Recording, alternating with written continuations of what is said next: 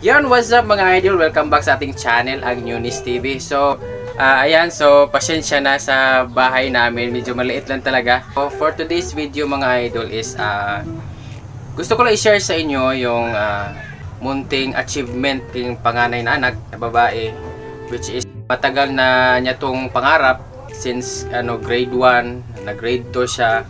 So, matagal na niyang pangarap na magka-award sa school. So, first time niyang magka-award sa school. So, top 6. So, malaking bagay to para sa kanya ang araw na to. So, yan. So, bukas pa naman yung recognition niya. So, abangan natin yung mangyayari. Kung paano siya ma-surprise. Kasi ito yung matagal niya pinapangarap, yung bag na may trolley.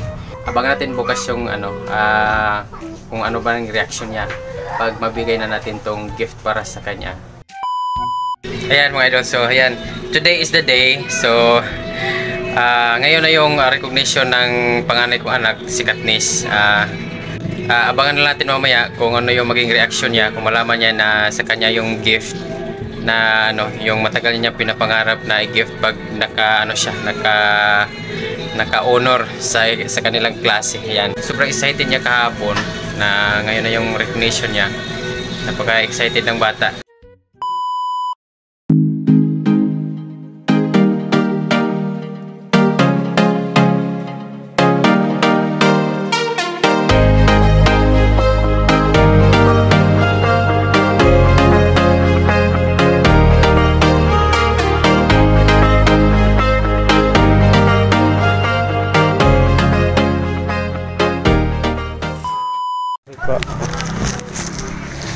Paman mo, kuhan si ma'am.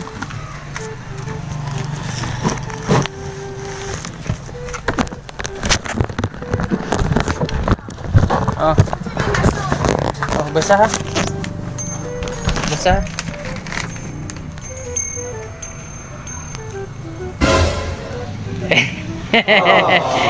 Oh, play na ibo na. Congratulations anak. Ha? Oh, anak gyud.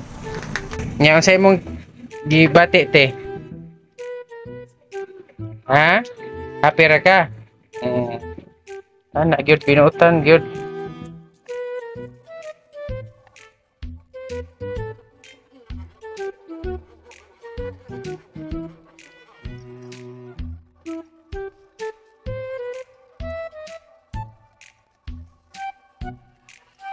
Ya.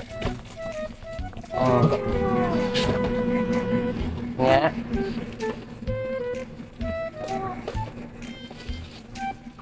Ya.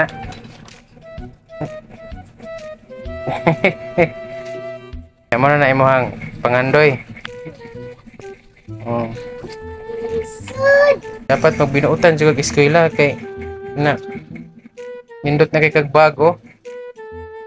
Imong pangandoy nga bag na kuan na gyud. Karon nga gunting, gilo magunting na kuan.